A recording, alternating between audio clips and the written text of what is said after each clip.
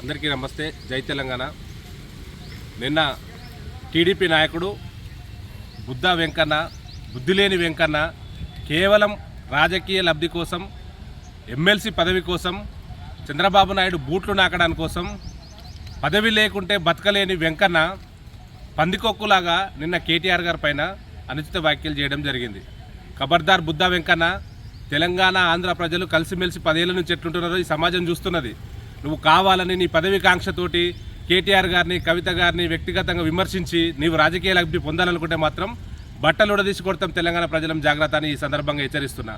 ఇంతవరకు బాబు నువ్వు కొబ్బరి బొండాలు బిజినెస్ చేసుకునే పర్సన్ నువ్వు. ఇంతవరకు ప్రజాక్షేత్రంలో నువ్వు ఎక్కడ కూడా బీఫామ్ తీసుకొని పోటీ చేసే దాఖలాలు లేవు. నువ్వు వారా కేటీఆర్ని విమర్శించే స్థాయి అనేది. కేటీఆర్ గారిని ఈ ప్రపంచం గుర్తించింది. హైదరాబాద్ ఐటీ దిగ్గజంగా తయారు చేసిన ఘనత కేటీఆర్ గారిది.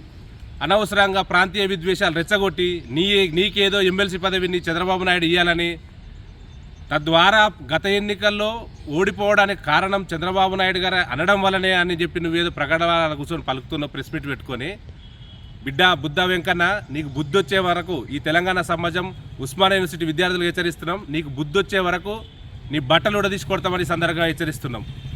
తెలంగాణలో ఓడిపోవడానికి చంద్రబాబు నాయుడు అనడమే కారణమైతే, నీ తెలంగాణలో నీ ఆంధ్రప్రదేశ్లో నువ్వు ఒక్కడు ఇండివిజువల్గా పోటీ చేయకపోయినావు. నీ టీడీపీ తరఫున జనసేనతో ఎందుకు పొత్తు పెట్టుకున్నావు? అంత క్రెడిబిలిటీ ఉన్న లీడరే కదా. మీలాగా అమెరికాకు పోయి ఏదో 4 మాటలు మాట్లాడి 2020 విజన్ అన్న నాయకుడు కాదు మా కేటీఆర్. ఖచ్చితంగా ఇచ్చిన హామీలను నెరవేర్చి ఐటీని ప్రపంచంలోని అగ్రగామి సంస్థగా హైదరాబాద్, తెలంగాణ తయారు చేసిన ఘనత కేటీఆర్ గారిది. ఇంకొకసారి కేటీఆర్ గారి పైన కానీ, కేసీఆర్ గారి పైన కానీ, కేటీఆర్ ఫ్యామిలీ పైన కానీ అనుచిత వ్యాఖ్యలు చేస్తే, కవిత గారి పేరు తీసుకొని అనుచిత వ్యాఖ్యలు చేస్తే నీ బట్టలు కూడా తీసుకొడతాం బుద్దా వెంకన్న. ఖబర్దారని హెచ్చరిస్తున్నాం.